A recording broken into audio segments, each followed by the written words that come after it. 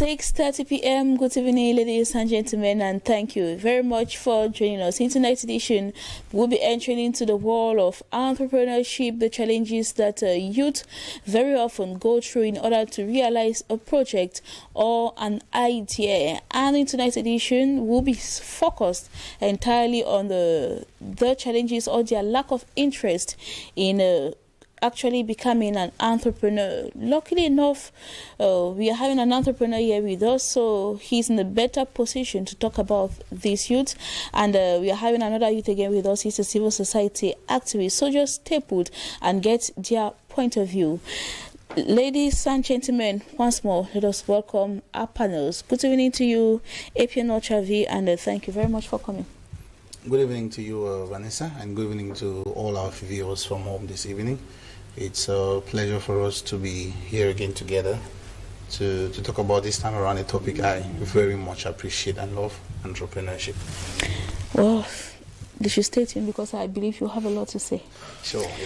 Baba Ibrahim, a civil society activist. It's our first time having you, and it's my pleasure. The pleasure is mine too. I'm very happy to be on a platform like this because it helps us to express our feelings on how we like the country to go on and other things. So I'm much excited because I have the youth, and I'm also one. I will not lie you that in one way or the other I've had an idea, but the challenge is I no more. So stay put. Let us have the first part of the show.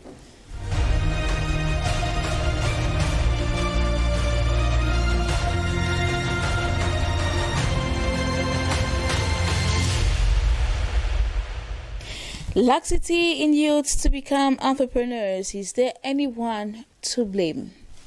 I begin with you, Notch. Yes. Yes. Ibrahim, your point of view. Yes or no? Yes. Yes, there's someone to blame.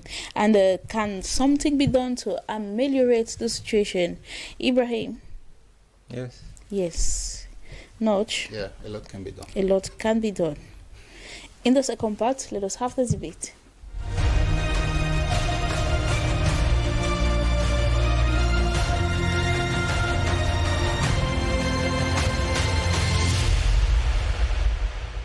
In trying to find out some of the challenges that youth go through in order to become entrepreneurs, we noted one to be laxity, and we are asking other factors. Should anyone be blamed? They think that someone should be blamed. Apien Ochavi, if someone should be blamed, should it be the youths themselves or another person should bear the responsibility of this laxity? We want to start with understanding what laxity is. And if we were to interpret this very topic, you understand that laxity has to do with a personal, a willful kind of relentlessness, like drawing back from doing what you're supposed to do. And the word in itself already tells us who is to be blamed. I would say that laxity in youth in becoming entrepreneurs, the person to be blamed is the youth. They themselves. Yes. Why?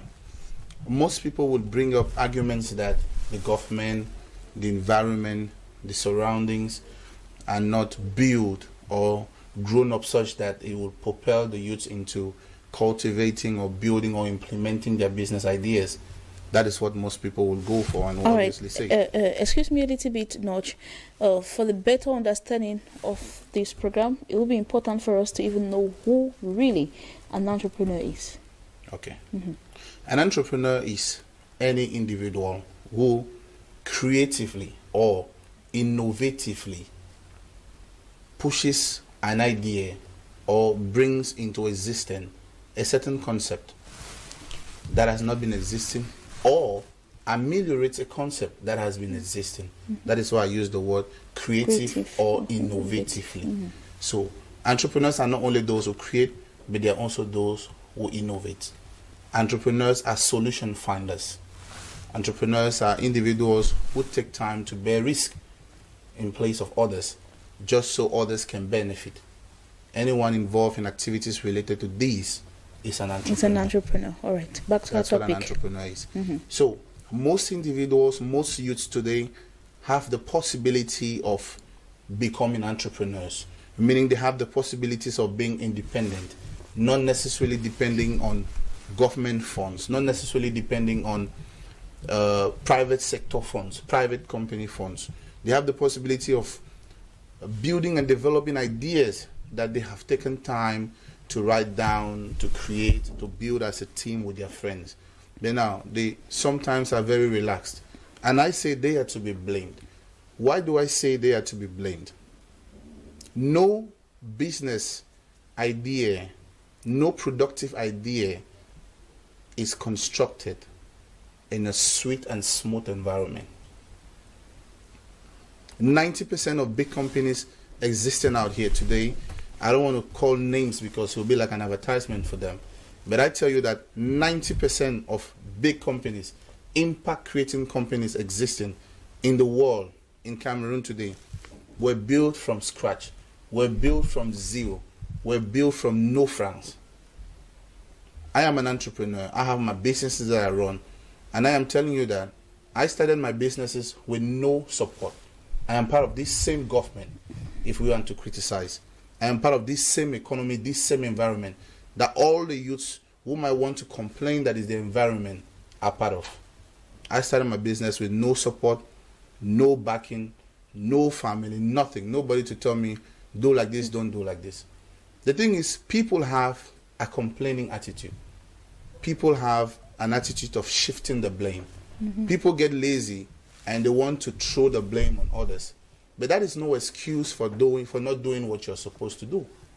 Ask yourself, those who have done it before you, what were their conditions? Do you really think that their conditions were very favorable? I don't think so. Because challenges, criticisms, setbacks are prerequisite for greatness. For growth. And greatness.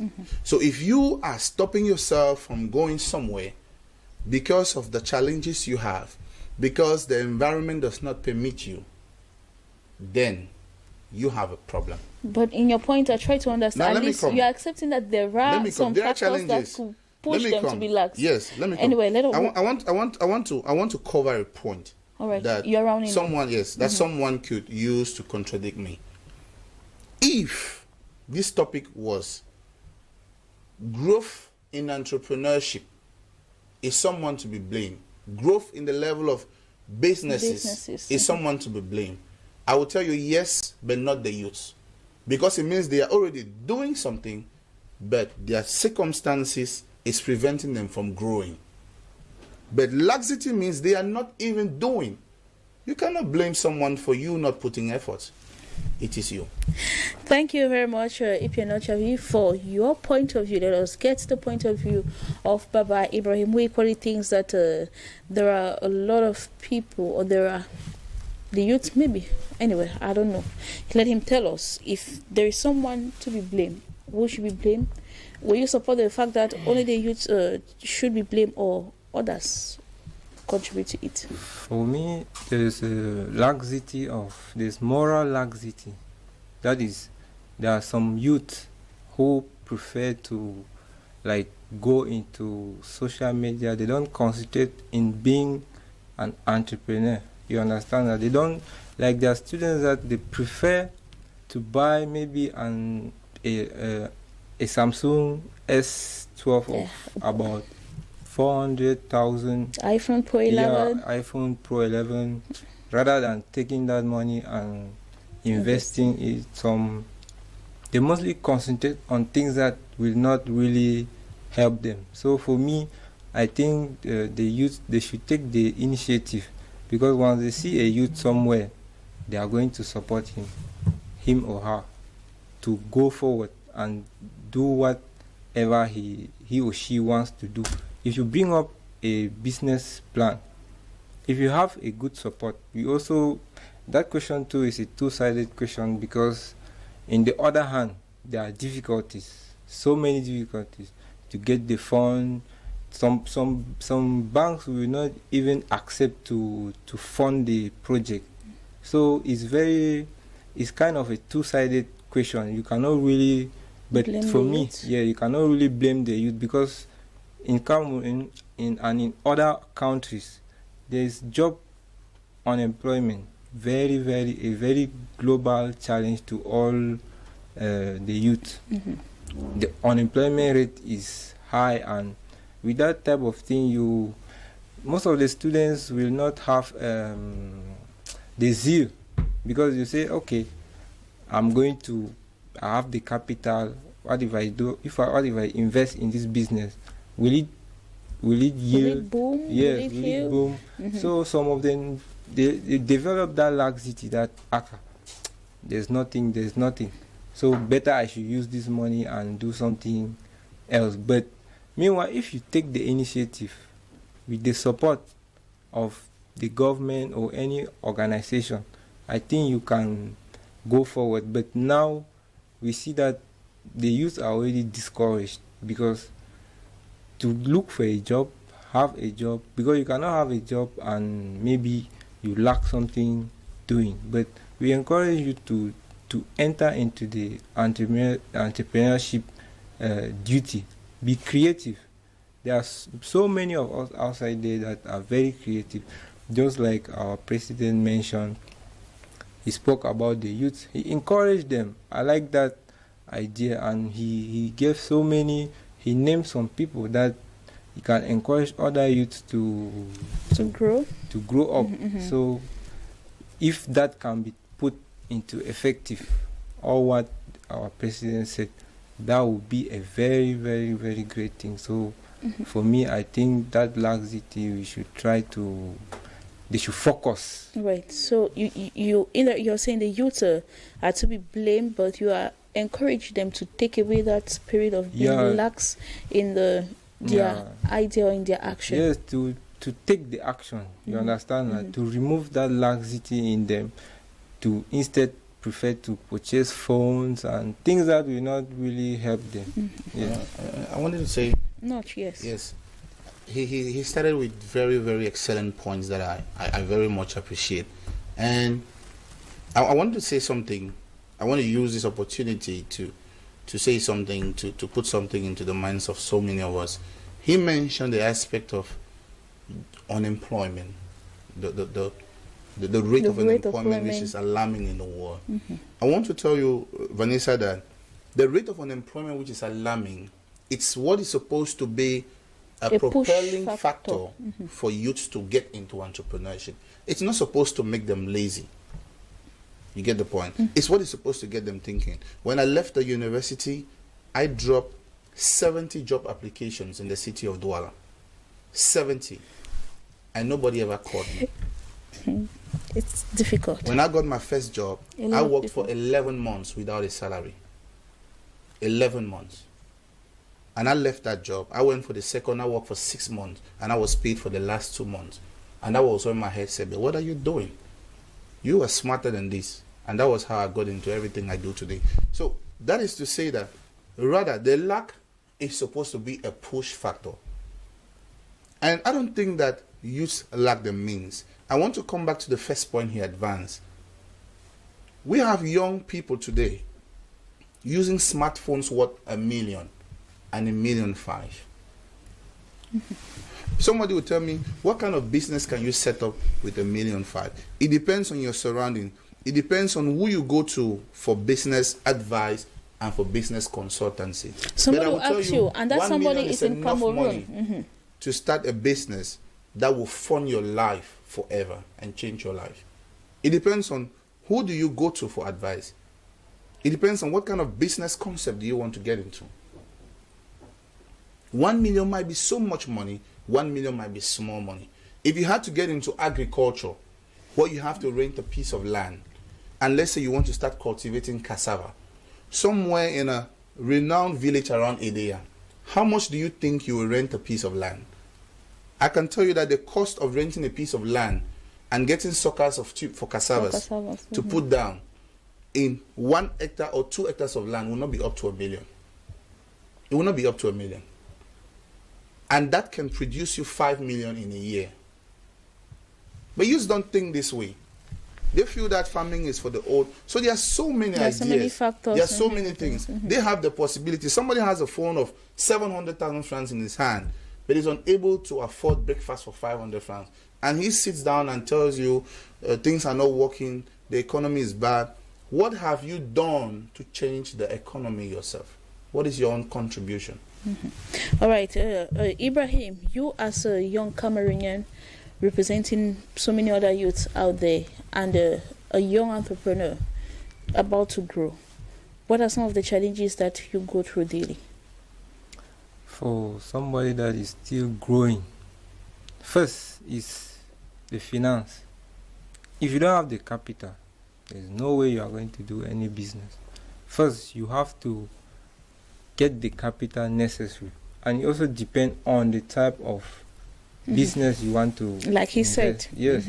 It's like what he said, that it is a push factor for other people to get into the entrepreneurship, but it's not easy to get the capital. Is not easy, because you can have somebody can decide to finance you, but once he sees that it is not moving, he's discouraged. You understand? He's discouraged because, first of all of us know that here in Africa, for you to have the capital as a youth and finance your project, you have to especially go. For startups. Yeah, especially for startup. Maybe they can tax you a tax that is even more than your capital, and you see that at the end of the day, what you were expecting to get from your business is not going. But on the other hand, you don't have to relent your effort, because the more you sit and say, no, if I put up this business, it's not going to boom. First, where will I have the finance? The government will not support me. I will not have taxation policy, the taxation policies, the environment. all those people who, those businesses that you see, how did they come up about? Did they just appear? They went through the process. Even though it's difficult, yes, we know that it's difficult, but you follow the process. If you don't follow the process, you will never be something, and you always be looking for jobs here and there. Right. So for me, I think we should push it forward no matter how it is hard. Thank you very much, Ibrahim. Notch, a businessman and an entrepreneur, what makes it different, or what are the differences? Because when you ask a youth, what are you doing today, or what are you doing for a living? I'm a businessman, I'm a businesswoman. Are they different from entrepreneurs, or are their visions different? Yes. All right. First, an entrepreneur is someone whose original goal, I didn't mention that in the definition, but an entrepreneur's original goal is solving a problem. I said entrepreneurs are solution finders. An entrepreneur's original goal is solving a problem. A businessman is not always solving a problem. There is a big difference. Every businessman is not an entrepreneur. So is one profit-oriented and the other not? Both are profit-oriented. Okay. But I'm telling you that an entrepreneur's original goal is solving a problem.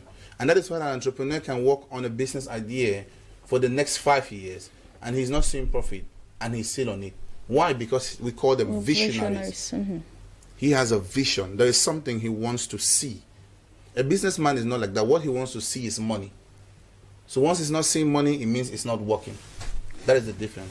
So a businessman can be a businessman, but it's not an entrepreneur. But an entrepreneur is an entrepreneur and a businessman. Thanks for the difference. Let us take the second question. Something be done to ameliorate the situation, that laxity in youth to become entrepreneurs? Can something be done to reverse the situation, or to improve the situation, to bring a change? Ibrahim, you think that yes. So what are some of those points, or some of those things that we need to carry out in order to get out of that comfortable zone and think of how to solve a particular problem? First of all, for us to get out of that zone, we need capital, and we need to be focused. And first, we should not be afraid of the banking procedures to get credit. There are so many youth that have pushed their programs, and they have they had the funds. So if you relent your effort, you will never make it in life. We know that, yes, it is hard from the beginning, but we need to push forward. And for us to do that now, you should not just sit, because most of the youth now, they sit and criticize. No, there's nothing. The government is not creating jobs. They don't give opportunity to youth. They don't give opportunity to youth. But on the other hand too, if they don't give the opportunities, if they don't create jobs, the youth they are going to remain stranded. Because first, if you finish your education, you go here and there and you don't have the job, they are the one that is their role. We have a whole ministry for employment. So if their role, they are not doing their role, we'll always be hungry and starving while we don't have jobs. But don't you think that this magical syndrome is also pushing so many youths not to come out of the boxes and think of how they could be their own bosses? This magical syndrome where I want to work for the government, everything they think of is just being into the civil world where they want to be working for the government. They don't want to be independent on themselves. Don't you think that it has gone a long way to push many youths not to be innovative? Yeah. Because you see, everybody that graduates from the university, they're just thinking of writing a concours, getting into ENAM, getting into ENS, getting into the police and all the rest. Yeah, because some of them look at the retirement benefit, because they know that, yes, with the government, if I have my concours, I can maybe easily... When you retire as a civil servant, you keep on getting your pension. Your pension. So if you are an entrepreneur and you don't have the reliable source and finance, it will be difficult for you. But with the government, they can give you a job that you will work for as long, and when your time reach, you get your pension. When your time reaches, you get your pension. Yes. You equally think that something can be done to reverse the situation. So, what are some of those points? The first thing, a lot can be done, and these errors are attributed to our educational system. And our educational system is not just about Cameroon, but it's the entire world. What kind of things do we learn at school? You grow up from primary school, you do geography, history, whatsoever, science of philosophy, this and that. French. And then by the time you're in the university, you read all kind of rock types, and then when you're done, you get into the business world. How do you think you're going to cope? So first is the system of education. Our youths, we have to be trained as per what financial education is. You see the point? There is a lack of financial education, and that is what the problem is. Because if someone doesn't know how to make money, how do you want him to think about making money? All along he's been using the word jobs. There are no jobs. Youths are trying to get security for jobs. It's because we have been trained and groomed such that we believe that the only options for survival is getting a job. But I always ask the question, if the person to whom you're going for the job didn't create the job, where will you go to? That is the question we should ask ourselves. So the first thing is, I think that the system of education, we cannot change everything in one day. But I think that courses such as entrepreneurship, of course, I'm happy like 5, 6, 7 years ago, these courses began to be introduced in some universities. Courses like this, not for the theories, not for the sake of they are doing an additional course, but for the sake of practical learning, practical application, things that will get students or individuals, young ones, to understand practically what they should do. I will tell you something, Vanessa. This point is a very pertinent point to me. Why? Because I'll tell you how I chose entrepreneurship. When I was in my last year in the university, I met a woman who left England. She's a chartered marketer. So that is more than 8 years of studies into marketing. And she was in my university, and she said she was teaching entrepreneurship. It didn't sound in my head. I was like, how can you be a chartered marketer in England and you come back to Cameroon and you are teaching in some professional school in the name of you're impacting and you're teaching entrepreneurship. So when I questioned her, she started explaining to me what entrepreneurship is. She started explaining to me what having a vision is. Her goal was changing the minds of young ones, and she changed my mind. So that was the impact of introducing entrepreneurship into schools. So young ones should be trained as per, if they get done with school and they don't have a job, how can they create jobs? This is what we're talking about. So the educational system should be changed. So we should go to more practical aspects. Let's be training job creators and not job seekers. Exactly. Let's be training job creators and not just seekers. Everything youths learn with regards to banking and finance, accountancy, management, marketing, whatsoever, economics in school, it's good. But while you teach them that, teach them also how to create, if they establish something, if they don't have the opportunity to be employed somewhere when they leave school. Thank you very much, Notch APRV, an entrepreneur. Thank you very much, Baba Ibrahim, for your contributions as well.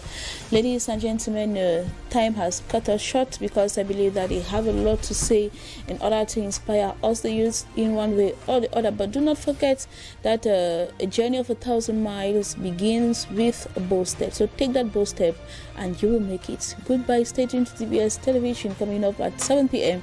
We'll be having the Primetime Newscast with Cynthia Bimo. Stay tuned.